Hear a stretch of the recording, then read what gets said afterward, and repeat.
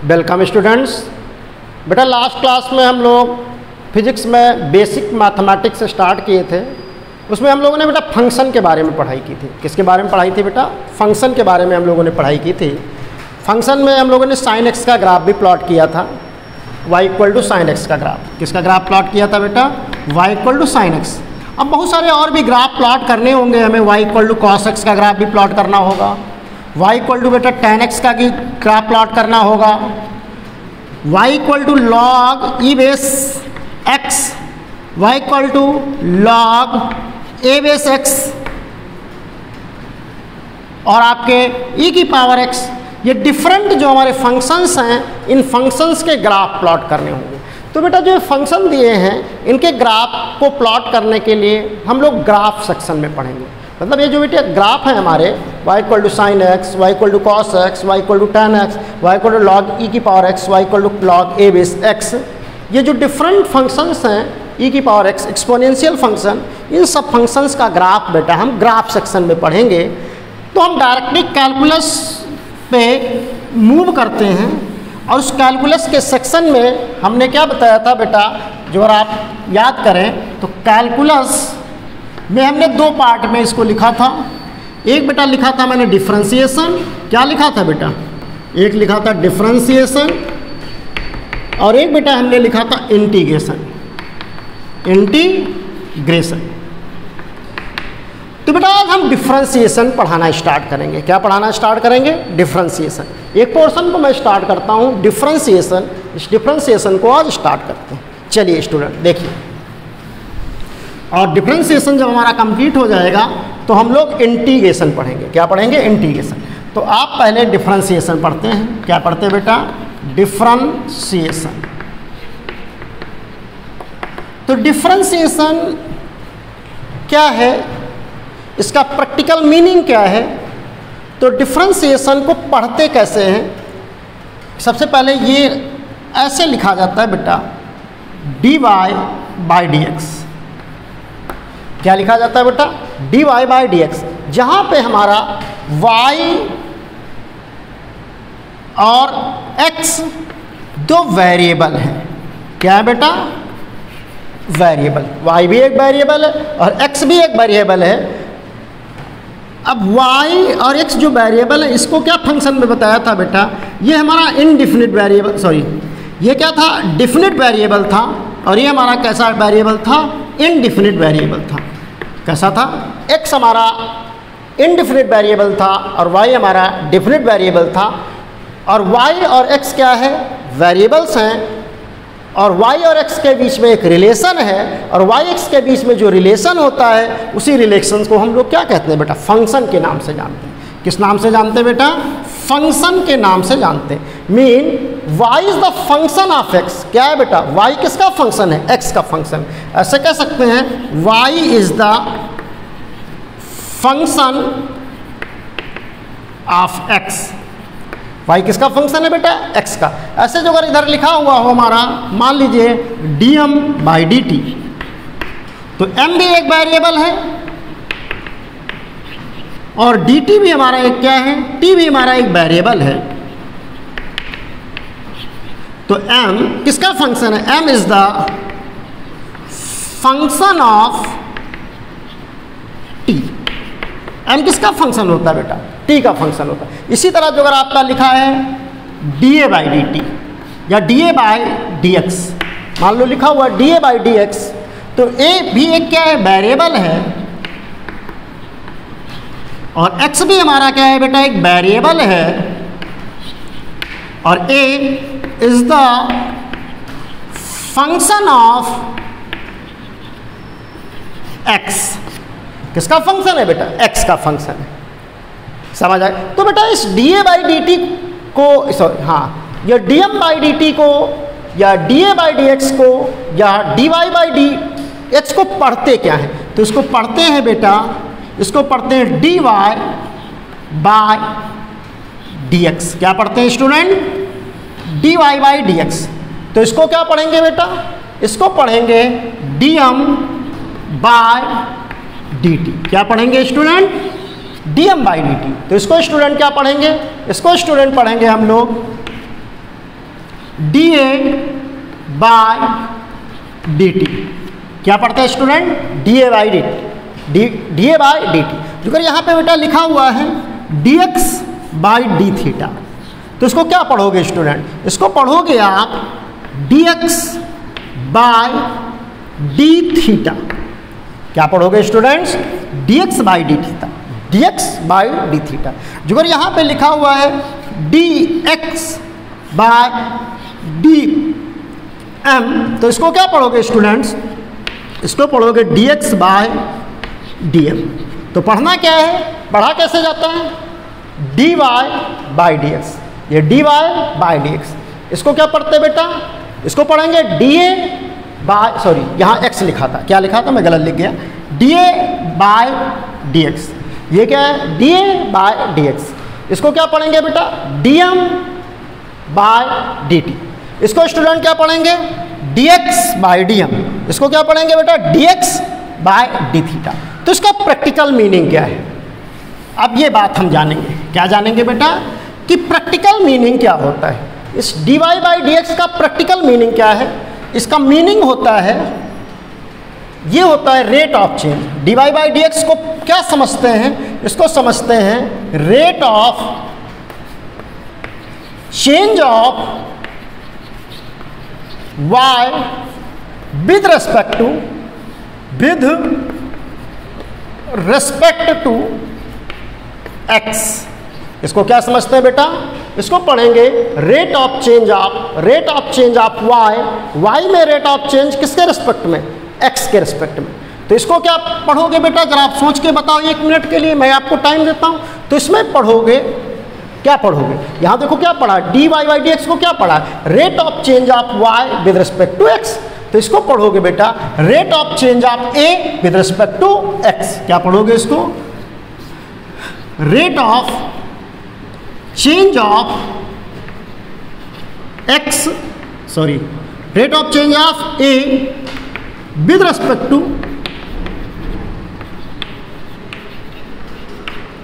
X. इसको student क्या पढ़ोगे? D x by d theta. तो एक्स में चेंज हो रहा है किसके रिस्पेक्ट में?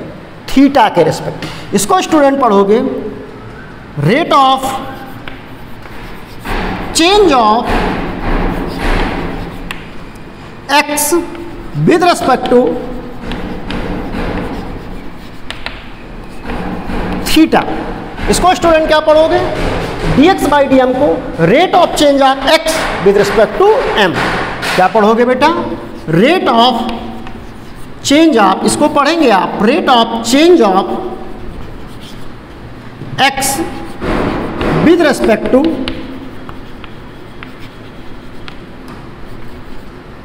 एम। इसको स्टूडेंट क्या पढ़ोगे बताओ? इसको पढ़ोगे rate of change of m, similarly rate of change of m with respect to rate of change of t. क्या पढ़ेंगे बेटा? Rate of change of m with respect to rate of change of t. तो आप क्या देख पा रहे हैं? आप यहाँ पे देख पा रहे हैं d y by D x का क्या मतलब है? D y by D x का मतलब है rate of change of y with respect to x. D a by D x का क्या मतलब है? Rate of change of a with respect to x. D m by d t का क्या मतलब है? Rate of change of m with respect to t. D a by D x का क्या मतलब है? Rate of change of a with respect to x. तो जब भी स्टूडेंट हम लोगों को रेट ऑफ चेंज की वैल्यू कैलकुलेट करनी होगी एक वेरिएबल की अनदर वेरिएबल के रिस्पेक्ट में, तो वहाँ पे हम लोग डिफरेंशिएशन यूज करेंगे। कहाँ यूज करेंगे बेटा डिफरेंशिएशन? तो डिफरेंशिएशन हम वहाँ पे यूज करेंगे जहाँ पे एक वेरिएबल के रिस्पेक्ट में दूसरे वेरिएबल में चेंज देखना होगा। कहाँ यूज करेंगे? क्योंकि बेटा d y by D x का क्या मतलब है? अभी फिर से मैं लिखता हूँ। तो d y by D x का मतलब होता है रेट ऑफ, फिर से मैं लिख देता हूँ, rate of change of y with respect to x. तो जब भी बेटा हमारा एक वेरिएबल के रिस्पेक्ट में दूसरे वेरिएबल में हमें रेट ऑफ चेंज निकालना होगा तो वहाँ पे हम डिफरेंशिएशन का यूज़ करेंगे। कहाँ? यहाँ पे हम जब भी हमें rate of change of y with respect to x निकालना होगा तो हम डिफरेंशिएशन का यूज करेंगे। क्या यूज करेंगे? डिफरेंशिएशन का यूज करेंगे। और वाई क्या है? ये भी हमारा एक वेरिएबल है और एक्स हमारा क्या है बेटा? ये भी एक वेरिएबल है। तो जब भी एक वेरिएबल के रिस्पेक्ट में अनदर वेरिएबल में रेट ऑफ चेंज की वैल्यू कैलकुलेट करनी होगी तो हम डिफरेंशिएशन का यूज किया करेंगे। अब बेटा यहाँ पे हम आगे प्रोसीड करते हैं। तो जैसे हम लोग लिख रहे हैं dy बाई डी एक्स, हम क्या लिख रहे हैं बेटा? dy by D x. तो ये dy क्या है? What do mean by dy? ये dy का मीनिंग क्या है? ये क्या है इसका मतलब dy का? और ये dx इसका क्या मतलब है? इसकी मीनिंग क्या है? अब इनको बताया जाएगा। ये dy बाई dx का तो मतलब है rate of change of y with respect to x, लेकिन dy क्या है और dx क्या है? चलिए इसके बारे में बताते हैं। dy का मीनिंग क्या होता है और dx का मीनिंग क्या होता है? ये तो है बेटा, फिर से लिख लो चाहे। ये क्या है? Rate of change of y with respect to x। लेकिन ये बेटा dy क्या है और dx क्या है? चलिए एक्सप्लेन करते हैं। एक टेबल से मैं एक्सप्लेन करना चाहता हूँ। मान लीजिए मैंने एक टेबल बना ली बेटा, यहाँ पे ऐसा आप 10th क्लास में भी किए थे। ये टेबल, यहाँ मैं लिखता हूँ y1 और यहाँ पे लिखता हूँ y2, और ये एक हमारा डेल्टा y है। ये डेल्टा y का मतलब है y2 माइनस, थोड़ा बड़े में कर देता हूँ, डेल्टा y जो है वो है हमारा y2 माइनस y1। एक y1 हमारा वेरिएबल है, एक हमारा वेरिएबल y2 है, और डेल्टा y का मतलब है delta y y2 minus y। मान लीजिए y1 बेटा हमारा 10 है और ये 8 है, ये हमारा 6 है, ये हमारा 10 है, ये हमारा 5 है और ये हमारा 12 है।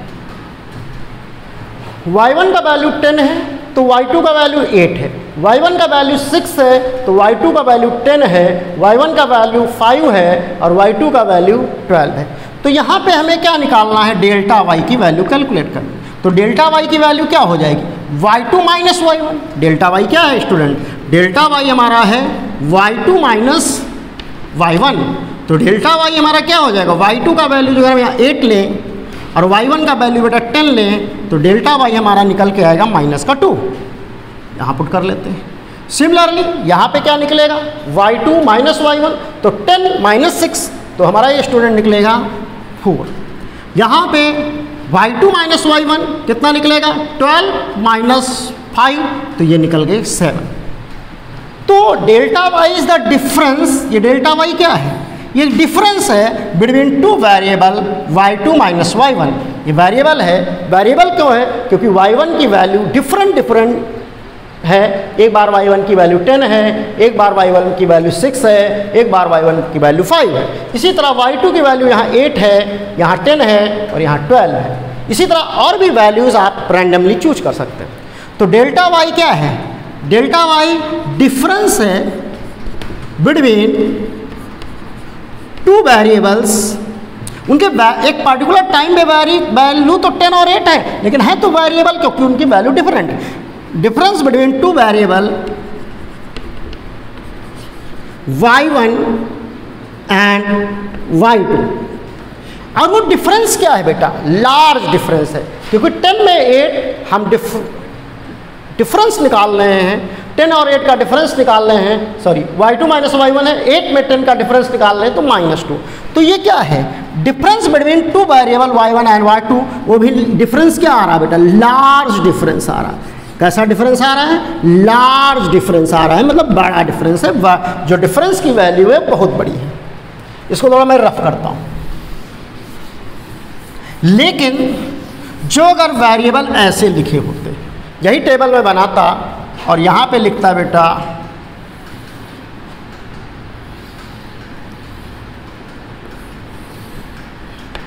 यहाँ पे लिखता y1, यहाँ पे लिखता y2 और यहाँ पे लिखता y2 माइनस y1, और ये वैल्यूज़ लेता मैं, ये वैल्यू लेता 1 और ये वैल्यू लेता 0.0000000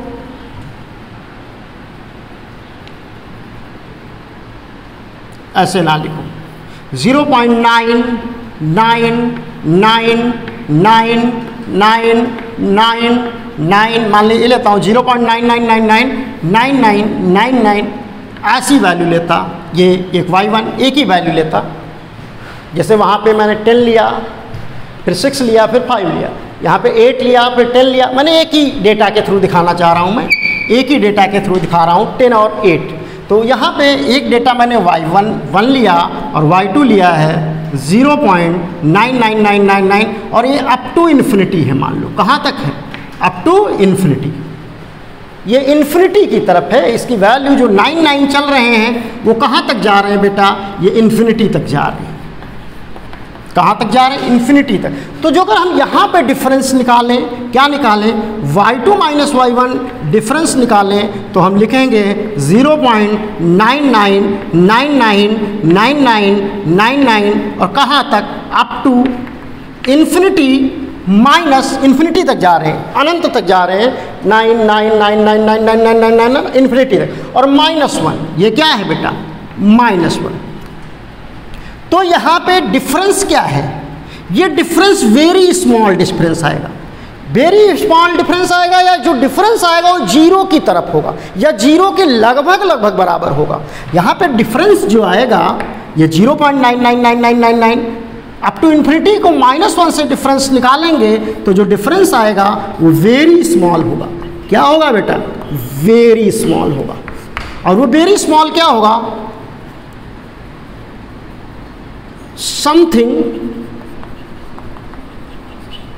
इक्वल टू 0, इक्वल टू 0 होगा। जो डिफरेंस होगा वो जीरो की तरफ ट्रेस होगा, वो जीरो की तरफ होगा या जीरो के लगभग बराबर होगा। तो इस डिफरेंस को हम अब डेल्टा ना यूज करके, क्या नहीं यूज करके बेटा, डेल्टा ना यूज करके हम डी यूज करते हैं, डी वाई। क्या यूज करते हैं बेटा, डी वाई। डेल्टा किसके लिए यूज किया जाता है, लार्ज डिफरेंस के लिए। अब डिफरेंस समझिए दोनों में, डेल्टा किसके लिए यूज करते हैं बेटा, लार्ज डिफरेंस के लिए।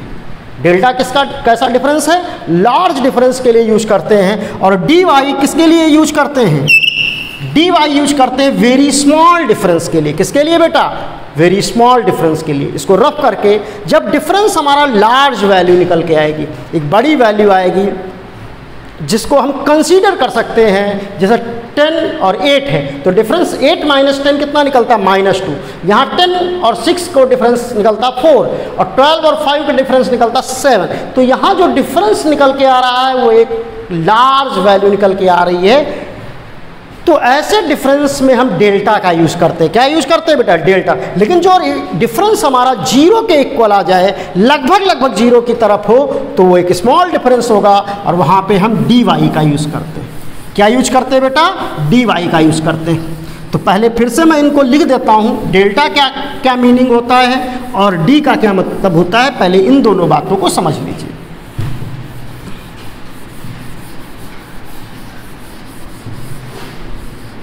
तो बेटा डेल्टा वाई क्या है, डेल्टा वाई भी हो सकता है, डेल्टा एक्स भी हो सकता है, डेल्टा एम भी, कोई भी वेरिएबल हो सकता है, डेल्टा पी भी हो सकता है। तो डेल्टा क्या है, लार्ज डिफरेंस के लिए यूज करते हैं। किसके लिए बेटा यूज करते हैं, लार्ज डिफरेंस। ये क्या है बेटा, लार्ज डिफरेंस के लिए। ये क्या है बेटा, लार्ज डिफरेंस के लिए। लेकिन डी वाई का क्या मतलब होता है, very small difference. Very small difference. और वो जो डिफरेंस है वो डिफरेंस जीरो की तरफ होना चाहिए। क्या होना चाहिए बेटा, जीरो के लगभग बराबर होना चाहिए। क्या होना चाहिए, लगभग बराबर होना चाहिए। वहाँ पे डी वाई का यूज़ करते हैं। जैसे यहाँ पे d x tends to d x का क्या मतलब है, very small difference, very small difference. क्या मतलब है बेटा? वेरी स्मॉल डिफरेंस, और वो डिफरेंस जो है वो डिफरेंस हमारा टेंस टू ज़ीरो की तरफ है, लगभग लगभग ज़ीरो के बराबर है, तो वहाँ पे dx लगाते हैं। तो आप हमको लग रहा है, आई होप कि आप समझ चुके होंगे कि डेल्टा x का क्या मतलब, ये भी एक का डिफरेंस है लेकिन ये लार्ज डिफरेंस के लिए यूज किया जाता है, और dy भी एक डिफरेंस है, और जब डिफरेंस क्या हो, वेरी स्मॉल डिफरेंस हो, टेंस टू ज़ीरो के इक्वल हो, तो वहाँ पे dy का यूज़ करते हैं। तो डेल्टा y भी डिफरेंस है, dy भी डिफरेंस है। ये जो dy है that is the difference, but ये डिफरेंस बेटा स्टूडेंट्स स्मॉल डिफरेंस के लिए इसका यूज किया जाता है। आगे प्रोसीड करते हैं। तो अभी हम लोग क्या पढ़ रहे थे बेटा? हम लोग पढ़ रहे थे dy बाई dx को क्या पढ़ते थे। तो dy बाई dx के बारे में हम लोगों ने क्या पढ़ा था? इसको पढ़ा था rate of change of y with respect to rate of change of x। Mean y में वेरी स्मॉल डिफरेंस किसके रिस्पेक्ट में? x के respect, with respect to x, ऐसे कह सकते हैं। इसको लिख देता हूं मैं, इसको क्या कहेंगे? Very small difference. और वो डिफरेंस क्या है बेटा? Tends to zero in y with respect to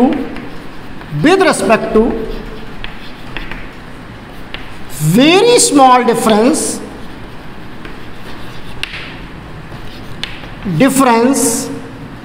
in x। इसको ऐसे भी पढ़ सकते हो, dy बाई dx का मतलब वेरी स्मॉल डिफरेंस, और डिफरेंस क्या होना चाहिए? Tends to zero in y with respect to very small, और वो क्या होना चाहिए? Tends to zero very small difference in x। Okay students, अब हम बेटा डिफरेंशिएशन करना सीखते हैं, फिर इसका यूज कैसे करना है और इससे फिजिक्स की प्रॉब्लम्स कैसे सॉल्व करनी है। जब एक वेरिएबल के रिस्पेक्ट में दूसरे वेरिएबल की वैल्यू चेंज हो रही होगी तो इनका यूज कैसे करना है डिफरेंशिएशन का, इसका प्रैक्टिकल मीनिंग क्या है, इसका ज्योमेट्रिकल मीनिंग क्या है, ये हम नेक्स्ट क्लास में प्रोसीड करेंगे। अभी हम डिफरेंशिएशन करना सीखते हैं। क्या करना सीखते हैं बेटा? डिफरेंशिएशन करना सीखते हैं। उसके कुछ फार्मूले हैं, उन फार्मूलों को पढ़ते हैं। तो डिफरेंशिएशन में पहला है रूल नंबर 1। डिफरेंशिएशन के बेटा फार्मूले हम लोग पढ़ते हैं। इसमें रूल नंबर 1 है, रूल नंबर 1 बेटा, जो अगर डी बाई डी एक्स किसी कांस्टेंट फंक्शन का निकालना हो, सी क्या है यहाँ पे? Where C is constant function. क्या है बेटा? Constant function. कांस्टेंट फंक्शन का मतलब जिसकी वैल्यू नियत हो। सी क्या हो सकता है? 2 हो सकता है, 10 हो सकता है, पाई हो सकता है, एक्सीलरेशन ऑफ ग्रेविटी हो सकता है, 1,00,000 भी हो सकता है, 100 भी हो सकता है, एक्सेट्रा। तो जो अगर बेटा हमें डी बाई डी एक्स किसी कांस्टेंट फंक्शन का निकालना हो जहाँ सी क्या है? लुक लाइक 2, 10, पाई, जी, 100 एक्सेट्रा टाइप की वैल्यू है, तो इसका डिफरेंशिएशन बेटा 0 निकल के आता है। क्या निकल के आता है? 0। यहाँ पे d c by D x कह सकते हो इसको, या d by D x constant function का क्या होता है बेटा? 0 होता है। D by D x constant function का स्टूडेंट 0 निकल के आता है। तो जो अगर मैं आपसे बोलूँ डिफरेंशिएशन करिए, पहला मैं बोलता हूँ डी बाई डी एक्स 100 का करिए। दूसरा पूछता हूँ d by D x pi का करिए। तीसरा क्वेश्चन पूछता हूँ मैं d by D x small g का करिए। चौथा क्वेश्चन पूछता हूँ डी बाई डी एक्स आपको करना है 100, नहीं है यहाँ पे, 2.5 है। तो बेटा हमने आपको क्या बताया है? D by D x constant function का डिफरेंशिएशन क्या होता है? आपको बताया गया है डेरिवेटिव ऑफ कॉन्स्टेंट फंक्शन 0 होता है। तो ये 100 क्या है बेटा? ये कांस्टेंट है, तो इसका डेरिवेटिव कितना निकलेगा? 0। पाई भी बेटा कांस्टेंट होता है। क्या होता है? डी बाई डी एक्स पाई, क्योंकि पाई का वैल्यू जो होता है वो कितना होता है? 22/7, या इसी को तुमने पढ़ा होगा 3.14। तो पाई इज अ कांस्टेंट, पाई क्या है बेटा, कांस्टेंट है, और कांस्टेंट फंक्शन का डेरिवेटिव कितना होता है बेटा, 0 होता है। D by D x small g क्या है यहाँ पे, स्मॉल जी है बेटा acceleration of gravity, acceleration of gravity, और इसकी एक्सेलरेशन ऑफ ग्रेविटी की वैल्यू कितनी होती है, ये होती है जी 9.8। कितनी होती है बेटा, स्मॉल जी की वैल्यू जो होती है वो होती है हमारी 9.8 मीटर पर सेकेंड स्क्वायर। तो 9.8 मीटर पर second square that is the constant, और जब ये कांस्टेंट है तो इसका भी डेरिवेटिव क्या होगा, 0 होगा। क्या होगा बेटा, 0 होगा। D by D x 2.5, D by D x 2.5, 2.5 is a constant function. 2.5 क्या है बेटा, कांस्टेंट है, तो कांस्टेंट इसका डेरिवेटिव क्या निकल के आएगा बेटा, डी बाई डी एक्स हमारा 2.5 का जो आंसर निकलेगा दैट इज द 0। तो रूल नंबर 1 क्या कहता है, रूल नंबर 1 कहता है कि जो अगर हमें कांस्टेंट फंक्शन का डेरिवेटिव करना हो, कांस्टेंट फंक्शन के डेरिवेटिव की वैल्यू बेटा 0 होती है। इसका स्क्रीनशॉट ले लीजिए आप, फिर नेक्स्ट बताता हूँ। ओके स्टूडेंट्स, अब रूल नंबर 2 क्या पढ़ाता हूँ बेटा, रूल नंबर 2।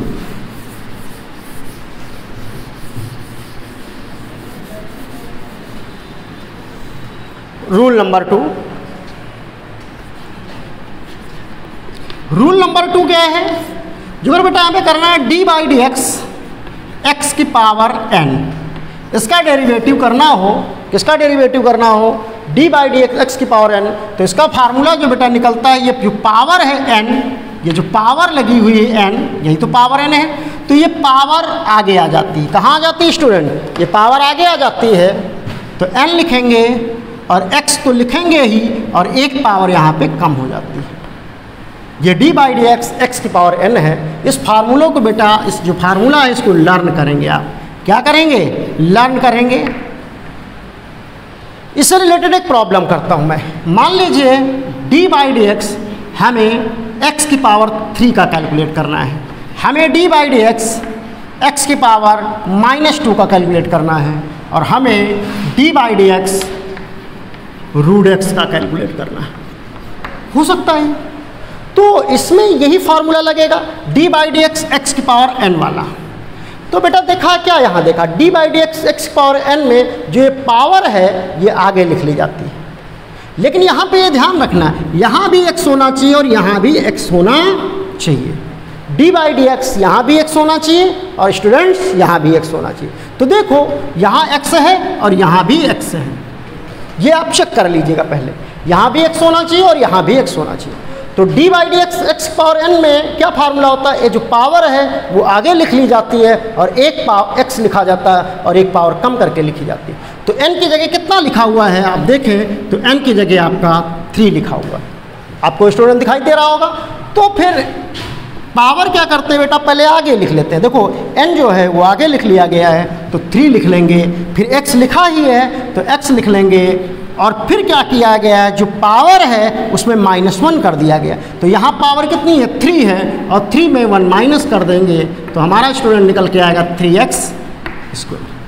समझ आ गई बात। तो सिंपल आप लर्न कर लीजिए कि पावर को आगे लिखना है और x में एक पावर माइनस कर देनी है, पावर को आगे लिखना है और x में एक पावर माइनस कर देनी है। तो यहाँ पे क्या पावर है बेटा, -2 है। जब -2 पावर है तो -2 को आगे लिखेंगे, x लिखेंगे और -2 में एक पावर हम माइनस कर देंगे। तो ये स्टूडेंट क्या निकल के आएगा, -2 x की पावर -2 और -1 कितना हो जाएगा, -3। आई होप ये दोनों आप समझ गए होंगे। चलिए इसका करता हूँ मैं। Root x d by D x root x, root x का क्या मतलब होता है, जो अगर आपको आता है तो अच्छी बात है, नहीं आता है तो आप ये जाने जिस पे रूट लगा होता है उसकी पावर हाफ होती है। कितनी होती है स्टूडेंट, रूट एक्स का मतलब हाफ पावर। तो इसको हम लिख सकते हैं D by D x x की पावर हाफ। क्या रूल है कि पावर आगे आ जाती है और एक पावर कम हो जाती है, तो इसको लिखेंगे हाफ को आगे लिख लेंगे, एक्स की पावर हाफ -1, और जो आगे हमारा हो जाएगा हाफ एक्स की पावर ये माइनस, इसको सब्ट्रैक्ट करेंगे तो -1/2। आज की क्लास स्टूडेंट्स ये रूल नंबर 2 पे कंप्लीट कर देते हैं। इसके आगे का जो डिफ्रेंसिएशन है वो हम नेक्स्ट क्लास में स्टार्ट करेंगे। जो बेसिक डिफ्रेंसिएशन कैसे किए जाते हैं, इनको सॉल्व कैसे किया जाता है, ये हम बेटा नेक्स्ट क्लास को करेंगे, नेक्स्ट क्लास में प्रोसीड करेंगे। आज की क्लास कंप्लीट हो गई है क्योंकि काफ़ी लंबी क्लास बन गई है। आज के लिए बेटा थैंक यू।